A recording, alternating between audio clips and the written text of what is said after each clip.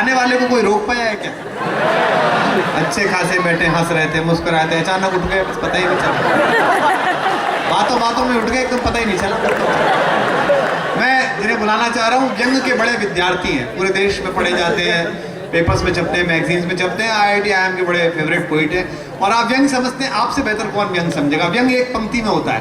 शरद जोशी देश के बड़े व्यंग्यकार, स्वर्गीय, उन्होंने कहा एक पंक्ति में कि भारत सरकार प्रगति के लिए ठोस ही कदम उठाती है, पर वे कदम इतने ठोस होते हैं, इतने ठोस होते हैं कि उठ ही नहीं पाते। ये शरद जी का व्यंग है।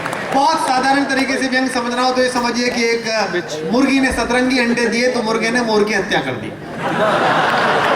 मतलब व्यंग आज कहा जा, कोई दिक्कत नहीं, कल समझ में आ रहा है, कोई जल्दी नहीं। व्यंग की ताकत ये है कि व्यंग आज कहा जाए और कल समझ में आए। मैंने एक डॉक्टर से पूछा कि साहब आदमी मर जाए तो आप कैसे पता करते हैं? बोले पुरुष की धड़कन बंद हो जाए और स्त्री की जबान, तो हम समझ लेते हैं कि फाइल से लट गई है। तो एक ऐसे व्यंगकार से मिलवा रहा हूँ, आप बहुत लाइव हैं, आपके अंदर अद्भुत ऊर्जा है और आप अक्सर ढूंढते रहते हैं कि इसका कहाँ निवेश किया जाए। मैं जानता हूँ आपको, लेकिन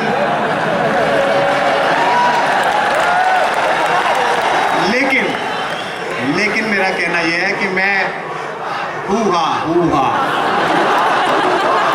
पक्का हुआ। अच्छा, मेरा कहना यह है, आंदोलन समाप्त, मेरा कहना यह है कि ये सब हुआ अपन अपने वक्त पे कर लेंगे। अब मैं जो कभी आपको सुनवा रहा हूँ वो कंसंट्रेशन मांगता है। आपने अगर उसे ढंग से सुना, आप सुनते ही हैं उनको, पूरा देश सुनता है, तो आप बहुत दिन तक हंसेंगे, सोच सोच कर हंसेंगे कितनी अद्भुत बात की।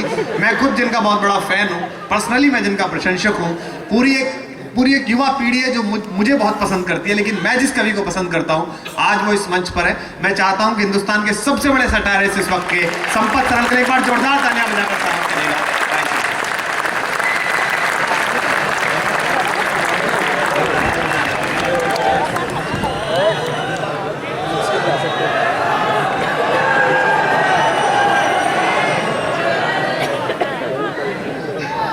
माँ सरस्वती को प्रणाम करता हूँ।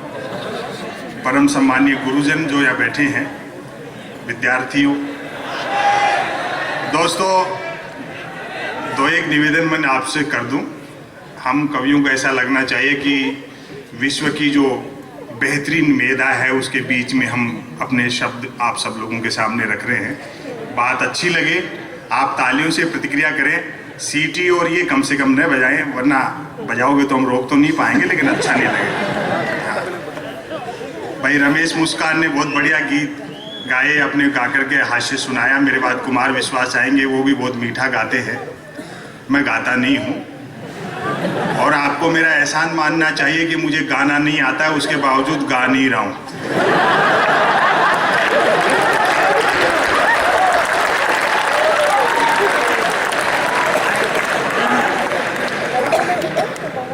दोस्तों, मैं सिर्फ मनोरंजन का लेखक नहीं हूँ।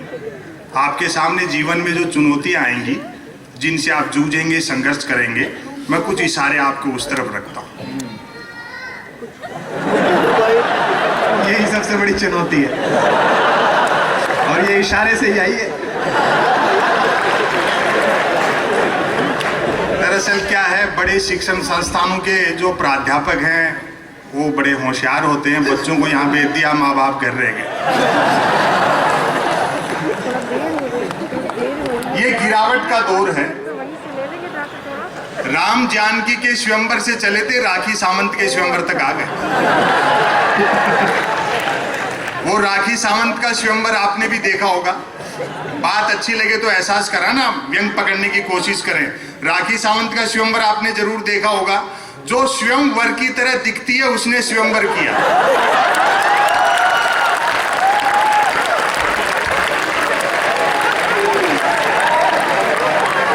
अच्छा है। 16 लड़के एक राखी सावंत क्या देश दुनिया को बेवकूफ बनाए। पहले स्वयंवर का लीग, जैसे क्रिकेट का IPL खेल रहे हो, पहले स्वयंवर का लीग, फिर स्वयंवर का क्वार्टर फाइनल, फिर स्वयंवर का सेमीफाइनल, फिर स्वयंवर का फाइनल। बात अच्छी लगे तो अब मुझे महसूस कराएं, फिर स्वयंवर का फाइनल। वो तो अच्छा हुआ उस NRI लड़के का सिर्फ सगाई में पीठ छूट गया।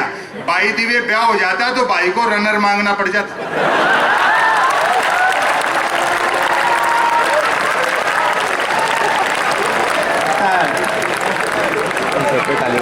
उसके बाद एक राहुल महाजन एक दुल्हनिया वो भी ले गए, हालांकि पहले वाली टिकी नहीं। मैं तो इन टीवी वालों से निवेदन करता हूं यार, राखी सावंत का राहुल महाजन का आपस में करा देते, दो की जगह एक ही डूबता। लेकिन इन चैनल वालों को बेचने के लिए कुछ ना कुछ चाहिए। आधे समय तो चैनलों पर नेता आते रहते, आधे समय सांप बिच्छू भूत प्रेत, और आप लोग भी बड़े मन से देखते हो कि यार चलो नेताओं से तो ठीक ही है। एक चैनल दावा कर रहा है हमने स्वर्ग की सीढ़ियां लगा दी, दूसरा कह रहा हमने लंका ढूंढ ली, यहाँ अयोध्या ही गले में फंसी पड़ी है।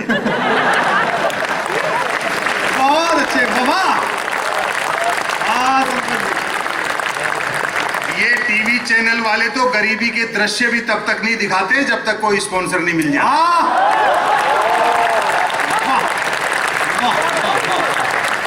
क्या बात है दोस्तों, इस इलेक्ट्रॉनिक मीडिया ने पिछले 8-7 साल में आपके सामने चुनौतियां हैं, जिम्मेदारियां। तब कहना चाहता हूं, इस इलेक्ट्रॉनिक मीडिया ने पिछले 5-7 साल में जो सबसे बड़ा अपराध किया वो ये, देश में जूते बनाने वाले भूखे मर रहे हैं और जूते खाने वाले सेलिब्रिटी हो गए। बहुत बहुत बहुत थोड़ी